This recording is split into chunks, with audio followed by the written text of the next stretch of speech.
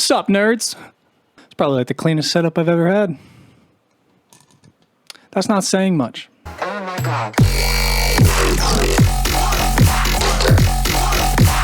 The year is 2002. Eminem is still cleaning out his closet. Avril Lavigne just said, "See you later, boy." And Linkin Park just taught an entire generation that, in the end, I am officially running. doesn't even matter. But somewhere off in the deep, unexplored forests of London, Neil Jolliffe and Sarah Lockhart are about to revolutionize music as we know it by starting a little get-together called Forward. It's pronounced forward, but it looks like this. This would come to be known as the first show ever wholly dedicated to dubstep. But let's get some context first. Although before we get started, I just want to start off the video by thanking everyone over on my Patreon. This video would not be possible without you. With the amount of music I'm going to be using as reference, there's no way in hell this video isn't going to get demonetized. So if you'd consider heading over there to support me, I'd really appreciate it. I post videos there early as well as give out free music, all that stuff. So the name dubstep.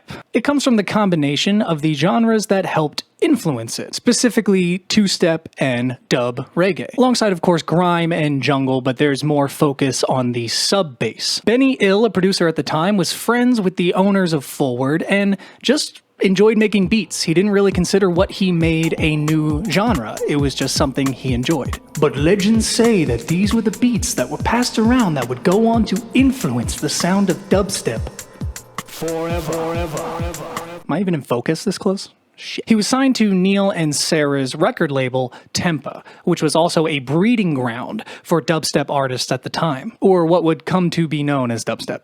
But these Forward nights at the late night club in South London would only prove to advance the popularity of dubstep. It grew bigger and bigger and bigger and bigger and bigger and bigger. Then, as almost a solidifying moment in the history of dubstep, Accelerator magazine had this cover come out in 2002. Sorry, the quality sucks. It's like literally impossible to find a high quality picture of this cover. So if anybody has a copy of this or even like a full quality digital, please send it to me. But this issue of Accelerator magazine, featuring Horsepower Productions on the cover, is the first introduction of dubstep to the mainstream.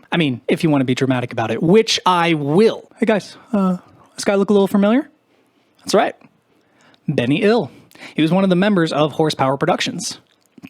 Other names began to pop up, of course, to shape the future of dubstep, like LB, Oris J, Zed Bias, and then eventually names like Scream and Benga. At the same time, Ammunition Promotions, who are actually these two guys we talked about earlier, they also ran a radio show called Rinse FM, which was actually a pirate radio station. And if you didn't know, pirate radio stations are actually ran in secret, either offshores or at undisclosed locations, like Rinse FM. They take up the places between popular mainstream radio stations, and they're not technically legal. In fact, they're not legal at all, especially if they're not offshore. If they're offshore, they kind of have, it's complicated. There's actually a whole video I can make about pirate radio stations. Let me know down below if you'd be interested in that.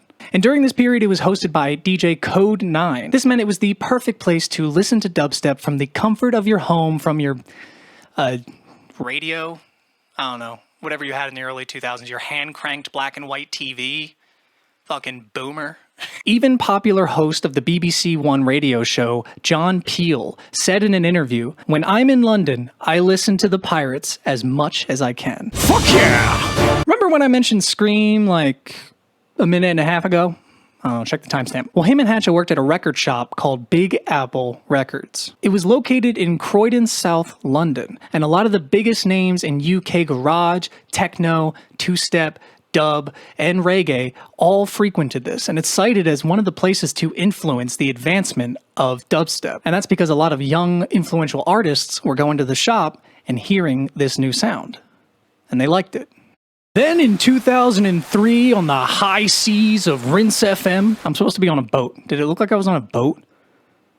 Jesus Christ. Anyway, over on Rinse FM, DJ Hatcha was starting to shift the sails of the SS dubstep to a little bit more of a dark, brooding tone that we're more familiar with today. He drew music from South London artists like Digital Mystics, Banga, Lofa, who funny enough was one of the young artists that frequented Big Apple Records, and of course Scream. Following years showed a boom in interest in dubstep, with more shows popping up like Filthy Dub, DMZ, and more. At one point, DMZ Records had to move from their smaller capacity 400 room to a larger space because the demand was so big. This was around the time that even the higher ups started to notice this music had a draw.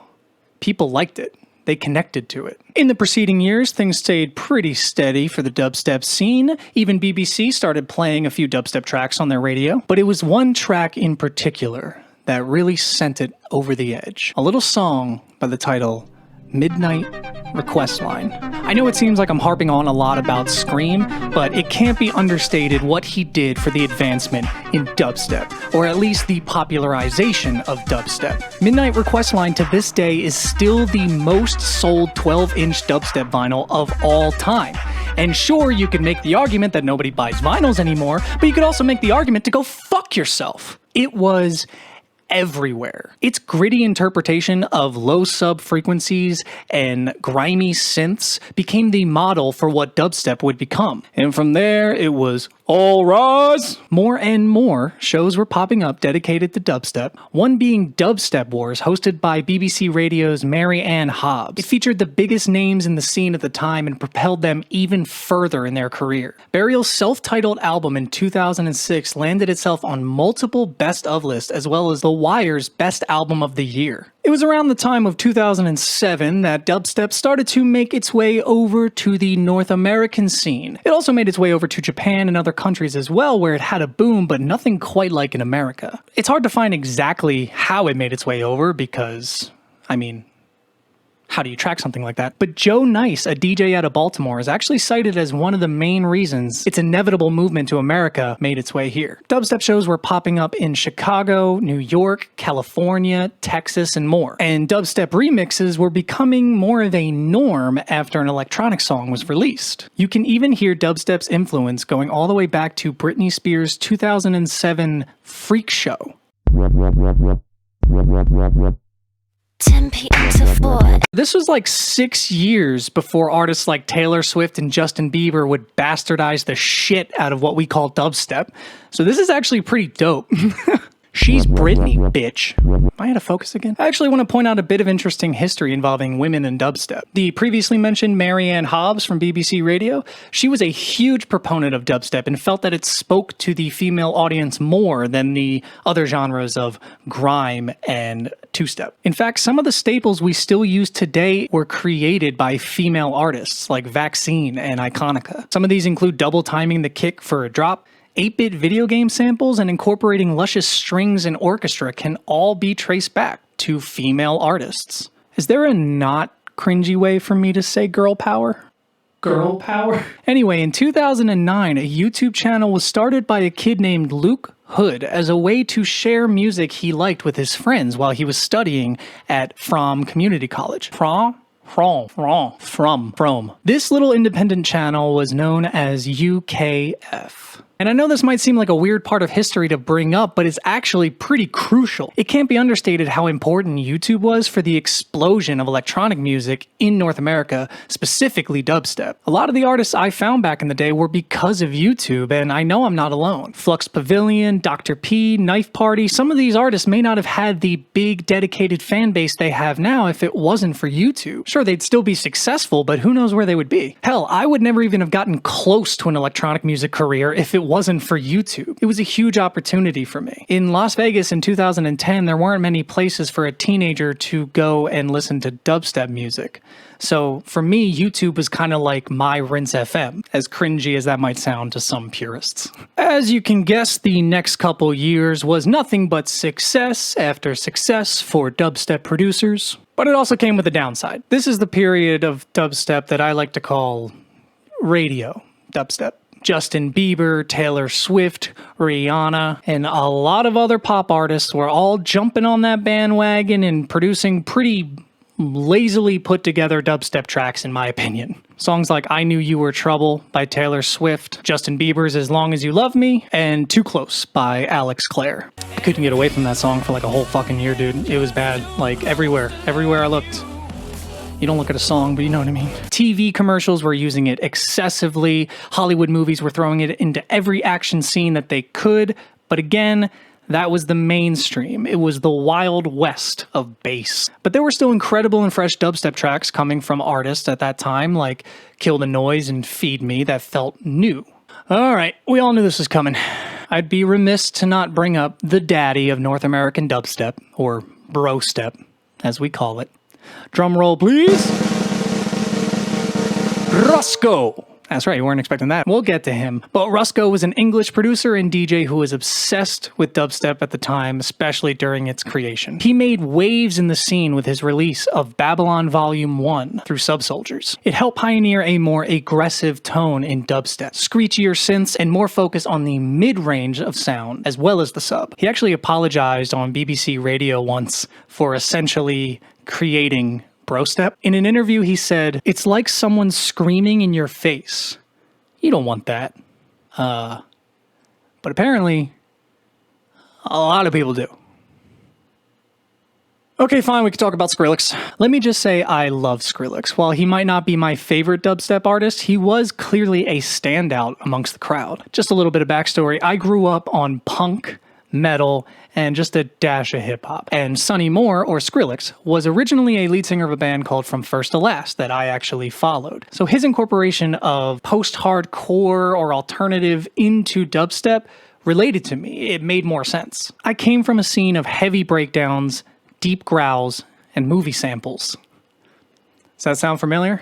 The influence that dubstep made onto metal and that metal made onto dubstep cannot be understated by any means. A lot of videos and articles that I see about the history of dubstep seem to gloss over or not even mention this part of it, but I feel like it was a huge section of what makes dubstep what it is today. Also, I'm going to be using the term metal pretty loosely here, so purists, just bear with me, please. Modern dubstep artists like Borgor, Excision, Knife Party, and Skrillex all had ties with metal in some way prior, and it shows. I think what stood out most to me was the inclusion of more punchier drums.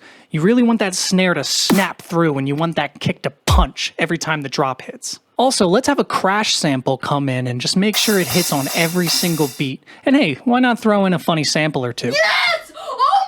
Okay, so don't get me wrong, I know these aren't qualities that can only be found in metal, but I think the similarities and the timing are just a little too coincidental to ignore. And then on the other end of the spectrum, you had bands like Attack Attack, Muir, Asking Alexandria, and The Browning, all incorporating dubstep seamlessly, at least what I thought was seamlessly, into their music.